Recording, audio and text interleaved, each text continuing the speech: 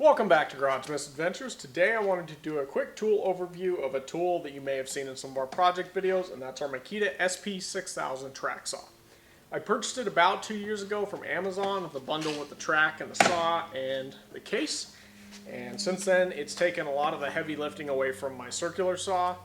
And one of the things that I particularly like to use it for is breaking down full sheets of plywood into more usable sizes. I really dislike doing that on the table saw.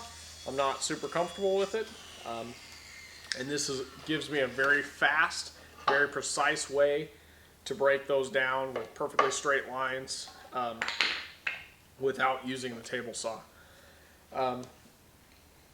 So the first thing that I really like about it is the plunge action. You'd push this with your thumb and the blade plunges to the preset depth. My only complaint is that the depth is in millimeters, and when you're used to dealing everything else in the shop in inches and fractions, switching gears to set a depth in millimeters can be a bit of a change of pace. So if you're not in the US and you use the metric system, that's probably not a big deal for you. But when you're using one system, that gear switch is a little bit of a pain. But other than that, I really love the plunge mechanism, and I think if you've used a circular saw for any amount of time, you've done the plunge cut with a circular saw from the toe, plunging the heel to do a plunge cut.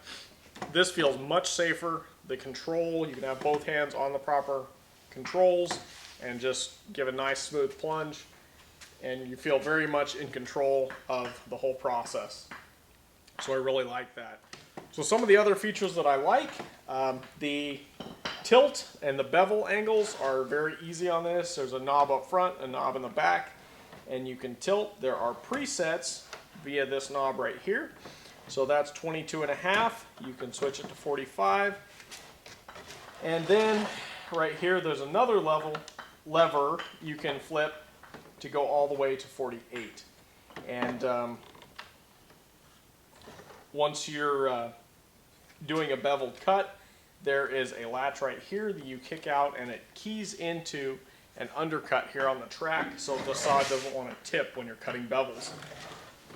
So overall, they've got a lot of safety features and stability built into the design. It also will allow for a -1 bevel, which will allow it to bevel the opposite direction. I haven't found much use for that so far, but if you do a lot of precise joinery, that may be something that will be of use to you. There are nice adjusters here, so you can make sure it's nice and tight on the track and it doesn't have any slop. It feels very secure but slides very smoothly. There are also other accessories you can buy for this tool.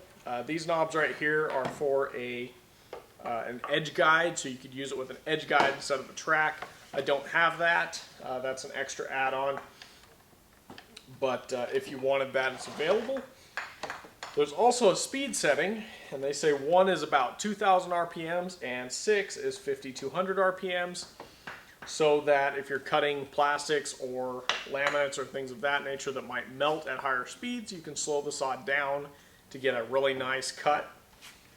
One of the other kind of unique features is this button right here behind the arbor lock button. If you push that in, when you go to cut with the track under it, it will score approximately 1/16 inch. And then you pull the knob out and it will allow the blade to come back down to the full depth. So if you want to cut something without chip out, you can get really nice clean cuts by just quickly pushing that in, doing a scoring cut, coming back to the beginning of the track, and doing a full cut. So really nice feature there. The blade changes aren't too bad. There's a little dial right here. You spin to capture the depth setting pin, and it sets, once that drops in, it gives you access to the bolt. There's an Allen key in the handle, and you can pretty quickly change the blade to a new blade.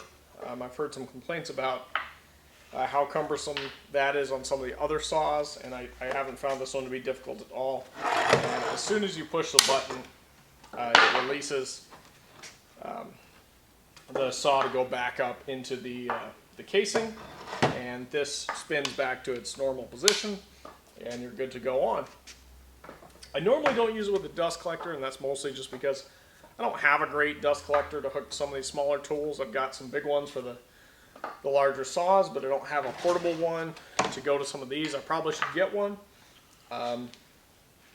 but normally we just have the overhead dust collector going and kind of clean up our mess when we're done. But other than that, I've been very pleased with the overall quality, and since I've owned this saw, the price has actually come down. And so I feel that after doing all the research I did when I bought this saw, it was a very good value then, because the quality was better than a lot of the cheaper saws in its price range, yet it was several $100s cheaper than, say, the Festool saw, which is, you know, arguably the top of the line as far as track saws go. So it's several $100s cheaper than the Festool, yet still maintains a very high quality, and I've been very pleased with it. With the soft start and all the safety features that have been integrated into the design, I feel very comfortable using it, and Mary's been able to use it. And one thing I really like is once you make your marks, you can put the track right down on it and cut right along the edge of the strip, and so there's no figuring out that base plate. And with these foam rubber strips on the bottom, I have not found it necessary to clamp down the track during most instances.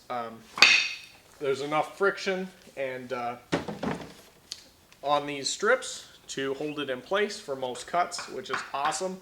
It's super fast, way faster to get a nice straight cut than with a circular saw and a guide. My preferred method is to use foam to support my cuts. Obviously that's not for everybody because you have to kind of get on the floor. The last time I used kind of a styrofoam foam that's in a 4x8 sheet. This time that one kind of wore out and I threw it out. This time I bought this purple foam because it was pre-scored, and I was able to just break it into these 3 panels that I can store on my wood rack. But when I'm ready to use them, I just get an empty spot of floor, throw them down on the floor, throw my sheets of plywood down on top of them, make my cuts, and it gives a nice sacrificial underlayment for the blade that doesn't dull the blade. Obviously there are other ways you could do it on, you know, your sawhorse setup or whatever, but that's what I prefer if I have a lot of sheets to break down. It just fully supports everything. I don't have to worry about making sure my work pieces are supported when I'm making cuts in various directions.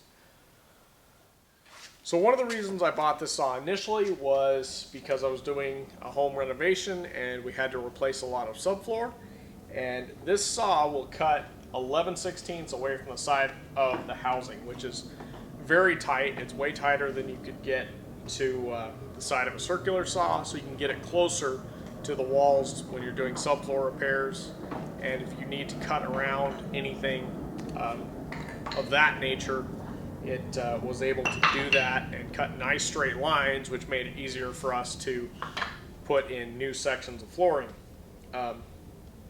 So that's a lot closer than you can get with a circular saw. So overall, I've been super pleased with it.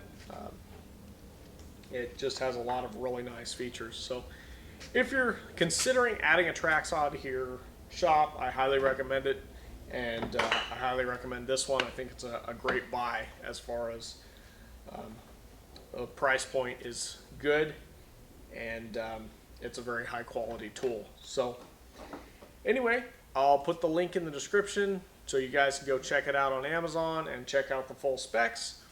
And we hope you enjoyed this video. Hope you'll join us again next week when we resume our other projects that we have going on, and tool videos and things like that. Thanks for watching Garage Misadventures. We'll catch you next time.